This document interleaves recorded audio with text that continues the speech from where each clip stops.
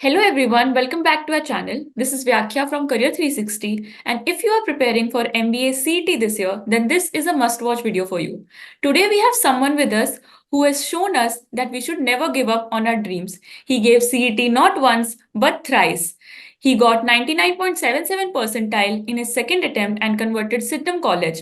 He again gave CET and got a 99.94 percentile. Then he got admission into his dream B school, JBIMS College. Welcome, Prasad. How are you doing? Yes. Thank you for the introduction. I'm doing really good. Prasad, can you just introduce yourself and tell us about your profile and why did you decided to pursue MBA? I have completed my Bachelor's of Engineering from New Mumbai, so Pratamegi College of Engineering, Airoli. So I have completed it in Information Technology as a major. I graduated in 2021. So in 2021 itself, before graduating, I decided that I'm going to pursue MBA.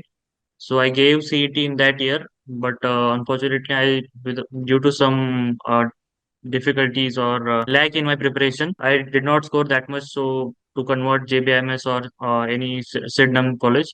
So then I took up the job as an associate consultant in that of Sintel, and around I worked there for around 8 months, and then I left my job to prepare full time for the second attempt of mine. So uh, as I was facing difficulty to manage my time, I left my job. So I scored 99.77 by preparing full time in the second attempt. Unfortunately, missed the JBMS again by 4 to 5 ranks maybe. So yeah, I joined Sydenham because as it was my drop year. During my MBA journey at Sydenham, I prepared in CET as well as fared well in the Sydenham as well. So I backed summer internship in CRISIL there. So I completed my summer internship at the same time I gave CET, and in June 2023, I think I got my CET score, and then I got to know that I converted JBMS. So I joined JBMS in August 2023. What were the resources that you used during your preparation and did you take any coaching for your preparation? No, I have not taken any coaching. I have referred to some materials of a few coaching classes. So that's the only thing I have referred as till now. But I have mostly dependent on the YouTube. The YouTube lectures, some notable channels are there. They teach banking material. So most of the banking material is very similar to what CET offers in the CET test. So I found that very easy to grasp, and as well as it was very convenient for me to watch them at any time and then get good with this concept. So I mostly focused on YouTube, and then the online resources that are available on the internet. During your 3 years of preparation, Yeah. which was the section that you found very difficult, or what did you do to improve in that section? There are two sections that were very difficult to manage for me personally. So being an engineer, it is a conception that engineers are very good in mathematics. But but what CET offers is that you have to score that in very less amount of time. That added time pressure is there. So even if you are good in mathematics, you don't have whole day to solve those 50 questions of math section. So it was very challenging for me to manage that time. So first, cons was very difficult for me. So in my first attempt, so out of 50, I used to score only around 20 to 25 marks, which was not sufficient to top the CET. So that is the one section. And second section was the puzzles part of the LR section. So puzzles part is very difficult to manage because you're not sure that you're going to solve it in the given 5 to 7 minutes that you should do. But so after attempting it, after 2 to 3 minutes, you get to know that, yeah, it's not happening. So I'm not able to solve it. So those are the two sections that are very difficult to deal with for me, at least. What other exams did you give apart from CET? So basically, the in Maharashtra at least, the admission that happens through CET cell accepts lot of exam score. So for example, there is a CET, there is flagship exam, then there is a CMAT, CAT, ATMA, MAT are such exams whose scores are accepted. So I attempted one of those exams, that is CMAT. It is conducted by NTA. So I gave that exam in around 2022. So most of the portion is same for the CMAT as well. The only difference is I think entrepreneurship education and general knowledge section are different in the CMAT. So I did not prepare as such for that section because I banked on what I had idea about those section previously. So I just gave that exam to maybe just to have a gist of what exam feels like or just to have a practice. So I gave that exam and scored 99.16 percentile. But for the Maharashtra candidate, as per say, that exam is not considered for admission. If you are going to take admission through that exam, you are only considered in the 18 seats that are there for all India seats. So anyway, that was just a practice for me. When you converted Sydenham College, Yeah, I'm sure a lot of people must have told you to continue studying there. Then yeah. what made you give CET again for the next attempt? I think majority of us know that there is a clear difference between tier one and tier two institute, the exposure that you get, the opportunities that you get, the peer group that you get. So I was very eager to join such institute.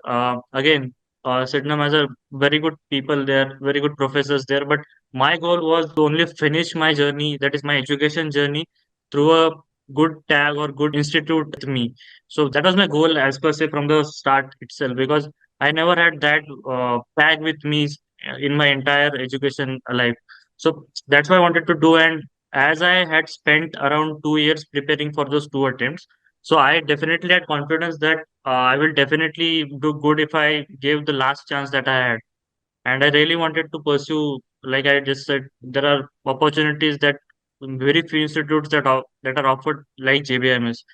So I had my few friends studying there already, and I was studying in Sydney. So it was really appealing for me after hearing from them that this is happening at JBMS. So it was very exciting for me, and that pushed me a lot while I was at Sydney to attempt CET one more time. So yeah, there was a back of mind that I had an option that even if I don't convert, I am already at a very good institute, but that tier one institute feel is entirely different. So that's why I pushed myself again for the third attempt. Prasad, usually repeaters get demotivated a lot because of the pressure. So, how Yeah. did you tackle that demotivation, and what are the strategies that a repeater should use to get a edge over other aspirants? I think demotivation is definitely there. It was definitely with me, at least from my second attempt, because I just missed by around four ranks. So it was really demotivating because one mistake here and there, and you miss 3 to 4 ranks, and that is enough to not get you into JPMs, right? So for me, at least, there are mocks that you give before taking the actual CET, right? So in mocks, every mock should be a learning curve for you. So whatever mistakes you are doing in any mock, I think you should not repeat that mistake again in any mock or any CET attempt that you will give afterwards, or wherever you apply that concept in your life again. So that was learning curve for me. So I used to pick up the mocks because in the third attempt, as such, there was no concept gap for me. So I entirely focused on my speed better, getting my question selection better. So that was goalpost for me to achieve in those 3 to 4 months before giving the CET. So what I focused on, I used to take up all the 200 questions of the that mock again, and I used to focus on each and every question, that how I fared in that question, how much time I have invested in that question, should I invest that much time in that question, and how I can improve that. Because even if you improve 5 seconds in each of the 20 questions that you have done wrong or you're right, so you are getting very much amount of time after that. So even if you slightly improve your timing, you are getting a scope for more 5 to 10 questions, and that is enough to convert JBIMS. So I think I focused on that. So not repeating mistakes is the one thing. So at that time, I would say if you are missing by 3 to 4 ranks, you don't have much scope to improve.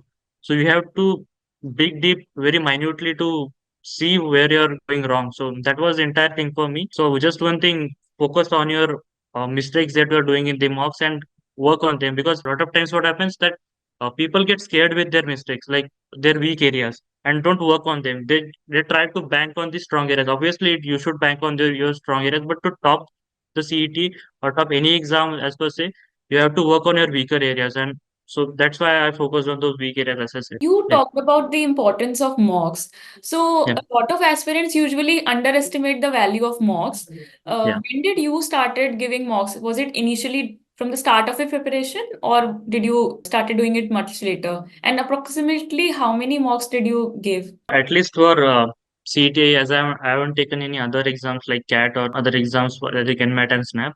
At least for CET, mock is as important as the concepts, because CET is the fastest exam that is there for the at least MBA entrance.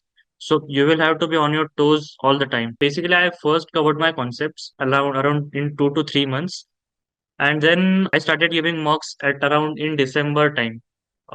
So December mark. So initially, I used to give only one mock a week, because at that time I had to focus on my mistakes more. because my score used to be less in that time. So the score gradually increases. So in the first phase, there is December and January, I entirely focused on correcting my mistakes or getting better in my attempts. So for that time, I used to give only 1 or 2 marks a week. But as I approach that 140 or 150 mark score, that is enough for JBMS in the standard paper that is there for CET. So I started giving more and more marks to get myself comfortable with the speed or stress management of the CET. So because a lot of time happens is that you are very good with concepts, but what happens for 4 to 5 minutes, you attempt one difficult type of question and then you get under very stress. You get very stressed after that 4 to 5 because you have not scored anything in the 4 to 5 minutes. So you have to get good with this question selection, and how you can get good with the question selection. You will have to give that much amount of marks to gauge in that millisecond that you have to do that question or not. So for that, the question attempting the mock is very important. And personally, for me, I used to feel very anxious while giving mock. So a lot of time it happened that due to such mistakes of question selection, I shut down my mock in between of the mock attempt. So that used to happen a lot, and so that's why I wanted to get my fear out entirely for my main CET attempt. So I gave a lot of mocks. Then in the last 2 months of CET, I say I gave a mock every day or 2 mocks a day.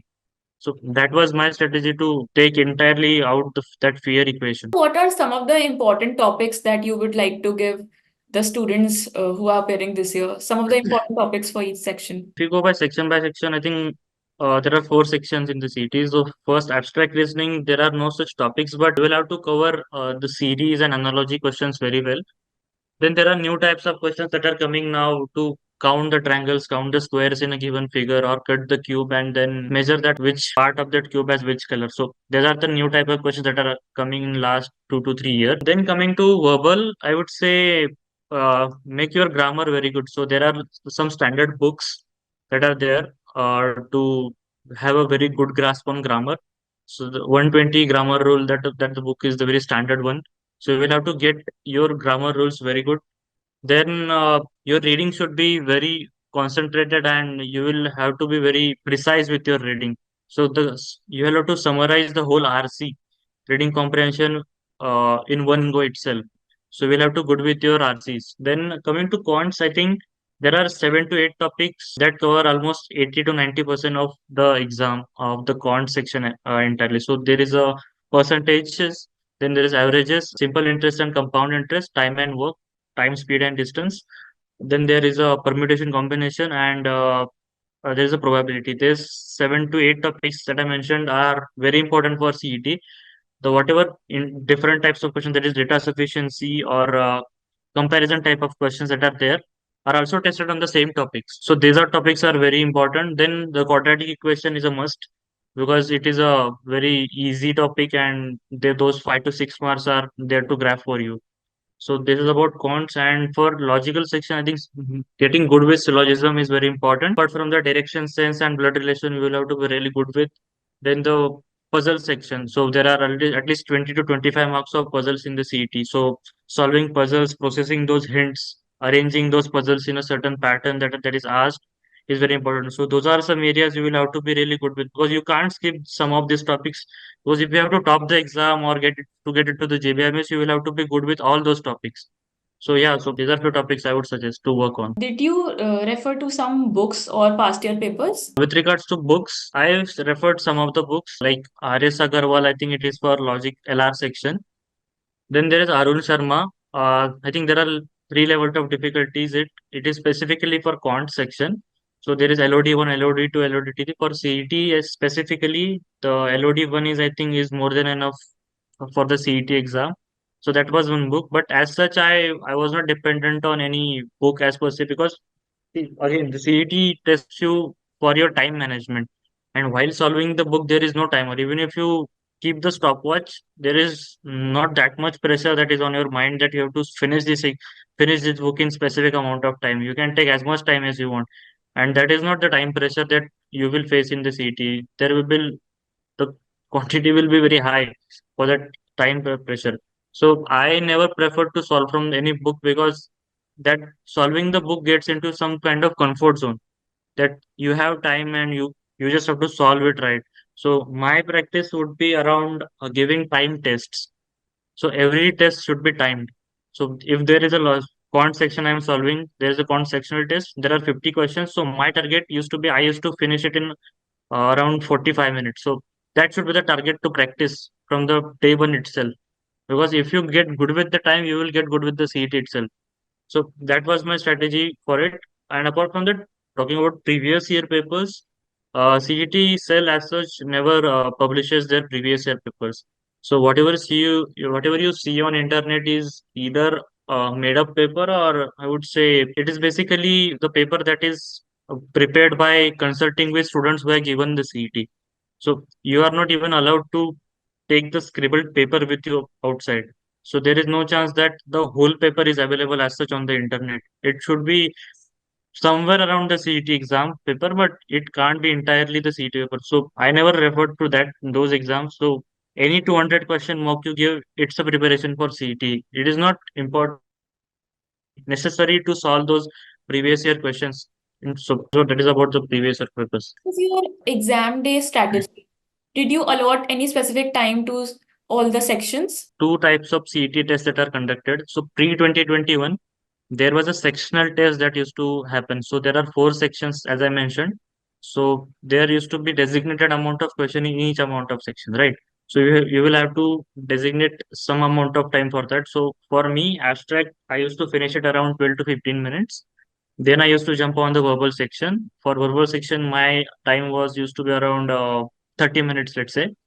Then I used to jump on the logic section. So I used to finish it in around 70 to 75 minutes, and rest of the time used to be for the quant section.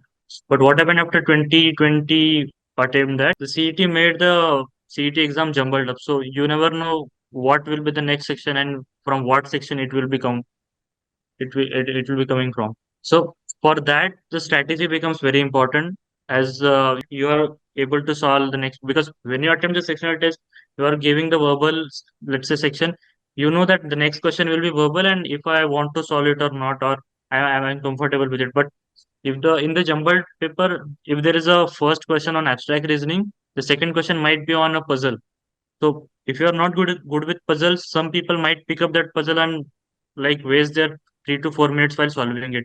But you will have to very good with your question selection on what type of question you have to do and what type of question you don't have to pick in the first attempt itself, first section itself. Right. So my strategy was I listed out some topics that I was very comfortable with. That was the first filter. The second, those topics were very easy to do, and third, those topics that take very easy or less time to solve. So those are my three filters. That's how I segregated easy topics for me and difficult topics for me. So for me, around I segregated around 130 questions that were very easy to me. I was very comfortable with solving them. So my strategy was to minimize the time I had to solve those 130 questions. So I used to finish those questions around 80 to 90 minutes, and then I used to attempt the difficult types of questions. So I think around this strategy, what happens is that you get a very good lead in the exam. So if you have covered around 130 questions in 80 minutes, you have now around 70 minutes for the next 60 to 50 to 60 questions, right? So you can now concentrate on the difficult part in the later attempt, because it doesn't give you more marks because you attempted difficult questions earlier. You just have to score those 150 or 140 marks that are enough for the cracking the JBIMS. So again, this is where the whole scenario comes in, where picking the easy question is very important, because those people who pick the easy questions solve them very fast and then jump on to difficult questions, they get a lot of more marks than those who attempt difficult question in the earlier part. So that should be the strategy for everyone, I would say. CET is in few days. What Yeah. are some of the last week tips that you would like to give to the students who are appearing this year? For last week, I would say one mock a day. I would say if you are comfortable, give two mock a day and see where you stand with, then analyze those mocks entirely after giving the, because analysis is equally important. Then I would say revise whatever the notes you have taken, whatever formulas you have jotted down, or whatever speed maths, that is tables, squares, cube roots, formulas that you have noted down as till now. Because in CT, there is no time to think as such.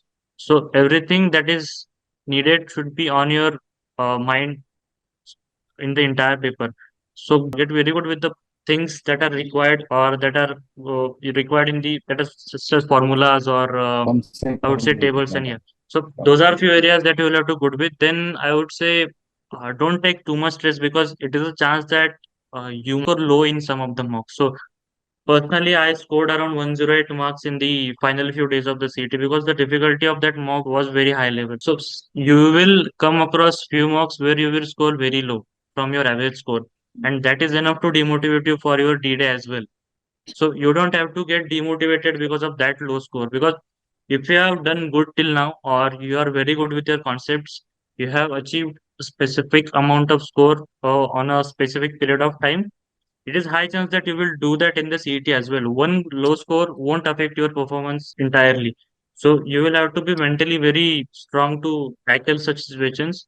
And then I would say focus really on getting a good sleep every day because CET में concepts उतने matter करते हैं जितने I would say एकदम your mental health matters. So if you have not slept well before CET, I think your mind won't be that efficient on that day. So it is equally important. So that was the mistake that I had done in my first attempt as well. So I prepared really intensely before the last few days of the CET, and I was very, I think I would say weak, or I was not up to the mark. So that was thing that affected me, even if I was good with the concepts, right? So focus really on your sleep, your health. In last 2 days, I would say don't give any mock. Just focus on revising all the topics, going through the formulas, tables again. Yeah. So I think that should be the strategy before in those last 7 to 8 days. Prasad, can you take us back to the day when you finally got the admission in JBIMS? What was your going on in your head? What were you feeling when you saw your name in the merit list? Yes, I think 3rd of June when the result got declared. So I think that day and that date I will never forget because I think around 3 years I waited for that moment only. So I think I can't explain that moment really in words, but when I went for admission, I think around in first week of August. So again, it was I think 3rd August again. So when I really went there to take admission, so I got instant flashbacks because I had visited that institute even before as an aspirant. So I had never entered that building as such. I had just taken a look through YouTube videos of toppers or some people filming that building as a mentioning that CEO factory or whatever. So it was a very proud moment for me. I took my parents with me and I ended up. I would say that is the best moment till now in my entire education life. So yeah. Are the cutoffs different for engineers or is it same for JBIMS? I think as such there is no difference for cutoff for any graduate stream. So if you are from any graduate stream, you are good to go for the admission because there are people from varied backgrounds in our current batch. Some people have hotel management background, some people have BSc stats background, some have physics background, some are CAs, some are CFAs, some are economics background. So there are varied type of backgrounds in our batch. So as such, there is no cutoff difference for any. If you have covered the cutoff for your category, that is there. So you are good to go for the admissions. You told me that you found quant weak earlier in your Yeah, presentation. So yeah, what did you do specifically to improve in quant? Like you said, you maintained a formula book. What else yeah, did you do to improve in quant specifically? yeah. So there are three things that I focused on. So first was working on the speed. So to get good with the speed, I focused on like as I said, the speed maths. The tables, squares, cube root should be by heart. So again, I of my entire day, the 1 hour would be for revision only. So from that 1 hour, I would say from 15 to 20 minutes used to be for speed maths only. So I used to revise all tables till 30, square root, squares till 30, I would say cube root, cubes till 20. And again, after that, I used to attempt two sectional tests of simplification. So there is a long equation that you have to solve that it will have different type of calculation, the plus, minus, subtract, addition, whatever. So I used to give two sectional tests of each 15 questions. So इससे क्या होता था कि थोड़ा speed build होता था और speed build होने में और मसल मेमोरी बिल्ड होती थी उससे so I used to focus on that for first 20 minutes. Then I had taken around the concepts. What I had done that I noticed that there are a few questions from the quant section in the mocks that were new for me. So, or that were difficult to solve for me. So what I did was I took notes of each and every question that was either difficult for me or I was not able to solve that question. So I took more amount of time to solve it. So I had bunch of notebook with me, bunch of questions in that notebook. I used to revise that daily because what happens is that if you have done around 40 questions in the cons and 10 questions are new for you. So if when you give the next mock, you should not be wrong in those 10 questions. So the 40 questions are covered already, but those 10 questions are your areas of improvement. So you should not do those 10 questions wrong in any mock or any CET attempt that you will give next time. So that's how I increased my score conceptually. And there is a third thing that is very popular, I would say, in CET aspirants, that is passive solving. So what passive solving is that you have to solve the question without picking pen and paper. So when you see the questions specifically for cons, there should be flowchart in your mind about how to solve that questions. Even if you don't have final solution for it, the retrieving process for that question's answer should be very minimal. So if you have to write only few numbers to calculate the final answer. So so you have to prepare that flowchart in your mind while reading the question only, and that you will achieve only through specific amount of practice. So I used to take 15 to 20 questions daily to solve passively. So even if there is a profit and loss questions, there are three steps. There is a commodity. He has marked the price as much, and then there is a discount, and then there is a less weight that is used. So you have to frame those three questions in your three conditions in your mind, and then get to the last question. So that these are the three things I think I got really good with the quants as the time progressed, and of course sectional test and mocks really helped me. So even if you're not good with the quant section, pick up the sectional test of 50 questions, give around 45 to 50 minutes to it, solve that entirely. So because why I focus on speed, because I think most of the quant section is around 80 to 90 part of the quant section is speed based only. Just it is very calculation intensive. So if you are even good with the calculations, you are good with the counts. So that's why I focused on those three areas. How is Yeah. your campus life at JBIMS? What all did you do to get away from the stress of MBA life? I think JBIMS has that luxury that not many colleges have. I think JBIMS is very close to Marine Drive. So these are our ways to get our stress off when we are under very pressure for the assignments or for lectures. There are very good monuments around our college as well because it's in a South Mumbai. So even if you are bored or you are under very stress because of the college activities, you can go at any such place to get your stress off. So that is the one perk that you get after joining the JBIMS. Yeah, Also, yeah, is the curriculum at JBIMS industry relevant? Like, do you guys get any guest lectures or mentorship programs? yeah. I think the curriculum and professors are very industry focused. So we have few professors who have been directors at very recognized MNCs. So you get a lot to learn from them. So they offer case studies that they have themselves applied, and that has proven to be successful in their organization as well. So I won't think you will get any good case study apart rather than that from or referring by the books. So that is one learning that we cherish while we're at JBMS. So most of the professors are industry stalwarts. There are alums as well. So there are from 70s, 80s, and 90s. So they are teaching at JBMS as well as they are working outside. So that is the one thing. And again, the curriculum is very much industry focused. So in the first year, you get to learn about each and every MBA specialization that is there. You get to learn about HR or marketing or finance, let's say, or operations, because you need to have comprehensive view about all the specialization because you are going to work as a manager when you exit the JBMS or any elite institute. So the curriculum is very much focused on the giving the comprehensive, and then in the second year you have to choose your specialization, and then there are professors that are specifically for those subjects. Lot of internships in the finance domain. When Yeah. did your inclination for finance started, and why are you choosing this for your specialization in MBA? I think with engineers, I would say it's very natural to go with the finance. So the inclination, as I never felt that I had inclination, I think I subconsciously picked finance because a number crunching is one thing that engineers are good at. So it really attracted me before I joined the SEDNUM. So I was preparing for my MBA life. So I was just searching for these what type of specialization that are there. So before, I think there was a IT specialization always as well as in the SEDNUM, but it's not that in the industry as per se. So I that's why I decided to pursue finance, and then gradually my interest got built with, and now I'm doing CFA as well too. built my foundation as well. So Now let's talk about little bit about your journey till here. Like mm, you have given 3 years to your preparation.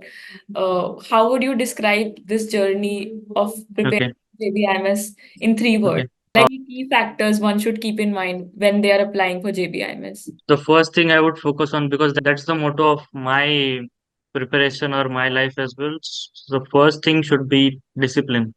So you will have to be really disciplined with whatever you are doing, even if you are attending the college, you are preparing for MBA CET. Because if you are not disciplined, I would say you won't be that much focused, or you won't be that much regular in your preparation. And discipline is something that is really appreciated while the preparation as well as in the industry. So if you are on time, you are dedicated to that one cause, you are definitely going to achieve what you are trying to achieve. That the discipline, and that comes with the hard work as well. So if you are disciplined, you are out to do the hard work. And third is perseverance, I would say, because there are times when you get low scores. There are times when I think your mindset is not there to solve those questions. You're just tired, and after the preparation, after solving the whole day, but you should have that perseverance to pick the book again in the night and solve those questions again, because that is the extra push that will get you into the elite institute, because it's not easy to get I think there are 1 lakh 50,000 students or 2 lakh students that give CET every year.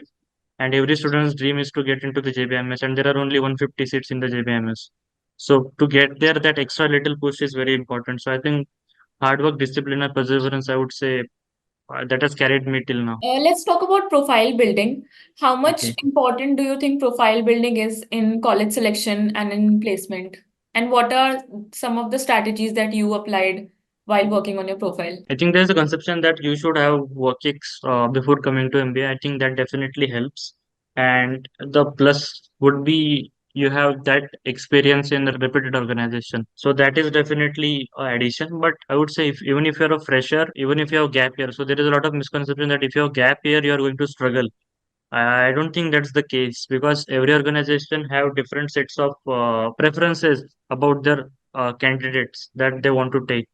So I would say focus really on the profile building. So for profile building, I would say there are some skills that are very essential in the MBA. So first thing would be the communication, and how you communicate your thoughts, how you give answers in the difficult situations or personal types of questions that are HR questions, as many describe them. So many times recruiters test you for situations that are applicable in the real life. So they put you in one situation, that how you will deal with that situation. So for that, I think your reading should be very thorough to get that perspective in the your answer. So I think reading will help you a lot, or staying abreast of the current events by reading newspapers, because I think in MBA, having the knowledge of current events is very important, because that is what GDs, that is group discussions, and PIs are mostly focused on. If you are very good with them, I think you are going to give lots of examples to recruiters, and that is very impressive to them. So I would say newspaper reading should be a habit, even if you are preparing for the CET. Then there is Excel or PowerPoint presentations are very must for the MBA journey. So I think these are the key areas that you should focus on. What are your plans after MBA? Are there any specific domain that you would like to see yourself working in? As I just mentioned that I am pursuing CFA as well. So I am planning to pursue finance in from my second year as well. So I really want to join any investment bank or any finance domain as per se, so to work there, because I think that is what is attracting me as of now. So I have interacted with many alums of our institute, and I have taken their thoughts on it as well. So I think it's very exciting to work in that domain. So yeah, I would like to work on the finance domain after my MBA. Today's AI-led generation, do you think MBA as a degree is still worth it? During MBA, it teaches you a lot than what AI will offer you. Because AI is something that will give you answers whenever you want, but it will never get you groomed as much as you are done in the MBA. So the peer group that you will get in the MBA or elite institute like JBMS is that will definitely push you out beyond your limit. So you have the peer group that is doing everything that they can to get better with, and that pushes you to do better. So there are many people in our institute that are doing CFA. There are many people who have some varied degrees that are CAs. Some people are really focusing on case competitions to crack the corporate competitions. There are people who are representing in different kinds of sports activities. So there is a amalgamation of everything in the institute. So that pushes you a lot to do better in every aspect of your life. So as of now, I am mentoring CET aspirants through TopMed. So that is one thing that I never thought I will be doing.